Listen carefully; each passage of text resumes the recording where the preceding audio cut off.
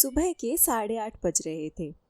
मैं स्कूल के लिए तैयार होकर कमरे से बाहर निकली तो देखा सरयू काकी और मम्मी रोज की तरह बैठकर गप्पे कर रही थी।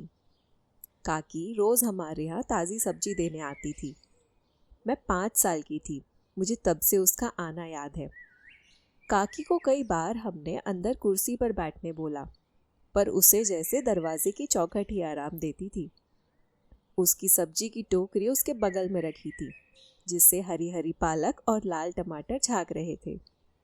मम्मी किसी सेठानी की तरह काकी के सामने प्लास्टिक की कुर्सी पर बैठकर यहाँ वहाँ की बात सुन रही थी और पालक की डंडियाँ तोड़ती जा रही थी।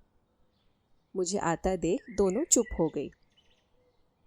कर लो बुराइयाँ, मैं नहीं रोकूंगी। अरे तू तैयार हो गई सुची? जाकर नाश्ता कर ले। हमें लगा तेरे पापा आ गए। लाडो इधर आ, ये ले, तेरे लिए बेर लाई हूं। काकी ने मुझे अपनी कमर से बंधी एक कपड़े की पोटली पकड़ाते हुए कहा। काकी अक्सर मेरे लिए मौसम के फल ले आया करती थी। मम्मी उन्हें इस प्यार के बदले कई बार बिठाकर नाश्ता करा देती थी। अरे वाह, बेर! थैंक यू काकी। मैंने उससे पोटली ली और 2 पल उसके पास बैठ गई। बड़ी खुश दिख रही हो काकी, क्या बात है? काकी की सबसे छोटी बेटी की शादी आ रही है। उसकी अब सारी जिम्मेदारियां पूरी होने जा रही हैं, इसलिए इतना खुश है। अरे वाह काकी, मुझे बुलाओगी ना शादी में? मैंने एक बेर मुंह में डालते हुए पूछा। काकी ने मम्मी की तरफ देखा और फिर थोड़ा हिचकते हुए कहा, हाँ लाडो, तुम्हें जरूर आना है। मैंने खुश होकर नाश्ता करा और स्कूल चली गई। मैंने अपनी सहेलियों को शादी में जाने के बारे में बताया तो वो भी बहुत खुश हुई। यह इस मौसम की पहली शादी होगी जिसमें मैं जाने वाली थी और अभी तक मेरी किसी भी सहेली के घर कोई न्योता नहीं आया था। और हमारी खुशी का कारण था शादी वाली कॉफी। उसका स्वाद, उसकी महक, वाह, सोचकर ही मजा आ जाता था। उससे जीभ जलना तो तय था ही, पर वो तो शगुन है। उसके बाद बस कॉफी का वो स्वाद जिसकी कोई तुलना ही ना थी। मम्मी घर में कभी कॉफी पीने नहीं देती थी, पर शादियों में इजाजत मिल जाती थी। जानती थी मौसम में अभी ठंड की वो सुर्खी ना थी, पर उससे मुझे क्या। मैं जब स्कूल से वापस घर पहुंची तो मम्मी से पता चला शादी आने वाले शुक्रवार को है। सुची, तुम क्या करोगी शादी में? मैं और पापा चले जाएंगे, तुम घर पर मैगी खा लेना। मैगी के नाम से थोड़ा लालच तो आया, पर फिर मैगी और कॉफी में कॉफी जीत गई और मैंने मम्मी को बोल दिया कि मैं जरूर जाऊंगी, वरना सरयू काकी को बुरा लगेगा। मम्मी मान गई और मैं मन ही मन खुश हो गई। कॉफी का वो नारंगी रंग, वो कागज के छोटे छोटे सफेद ग्लास, कॉफी मशीन से आती गर्र गर्र की आवाज जो कॉफी में ढेर सारा झाग बनाती थी, और कॉफी की महक 4 दिन पहले से मेरी नाक में भर गई। जीव को बार बार याद दिला रही थी कि जल्दी नहीं करना, थोड़ा फूंक लेने देना अच्छे से, उसके बाद ही आगे बढ़ना। आखिर शुक्रवार की शाम आ गई।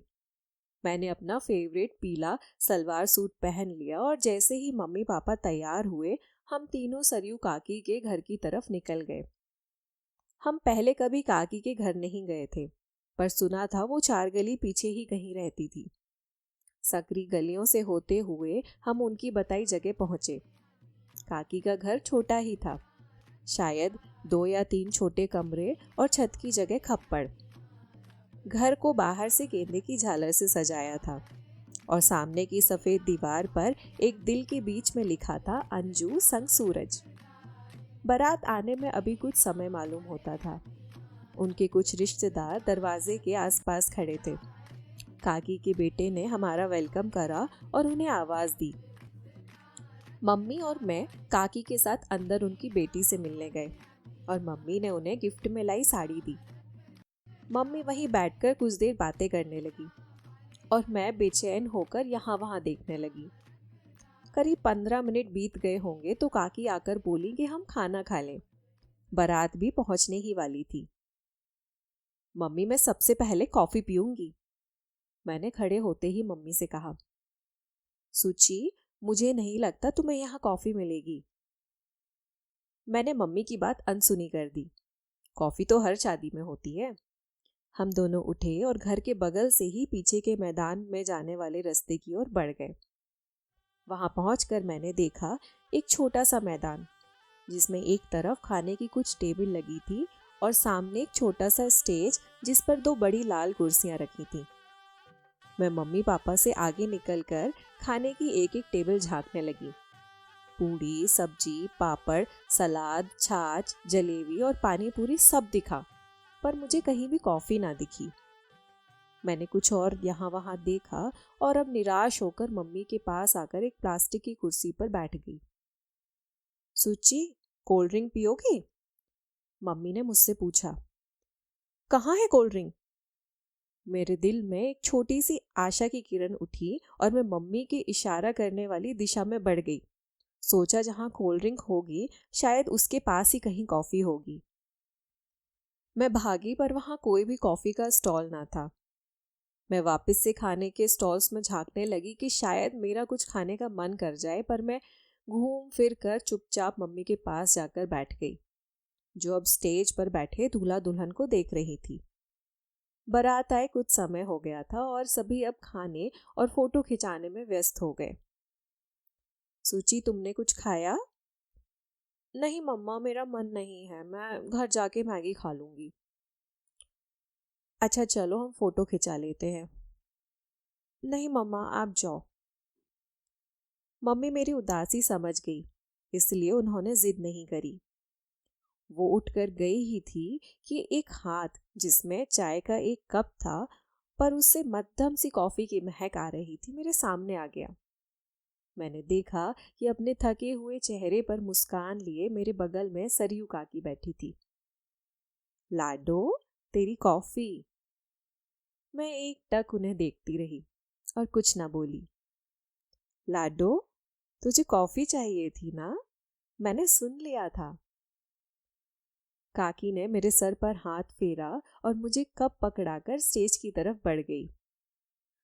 मैंने कॉफी पर नजर डाली तो मेरे मन के समंदर में न जाने क्या क्या ख्याल आने लगे। उस एक पल में मैं दुखी, शर्मिंदा, सरप्राइज्ड और इमोशनल सब कुछ एक साथ हो उठी।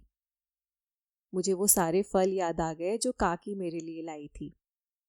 मैंने अपने चारों ओर देखा तो अपनी नादानी पर मुझे गुस्सा आने लगा, पर जब कॉफी चखी तो वो गुस्सा धीरे धीरे पिघलने लगा।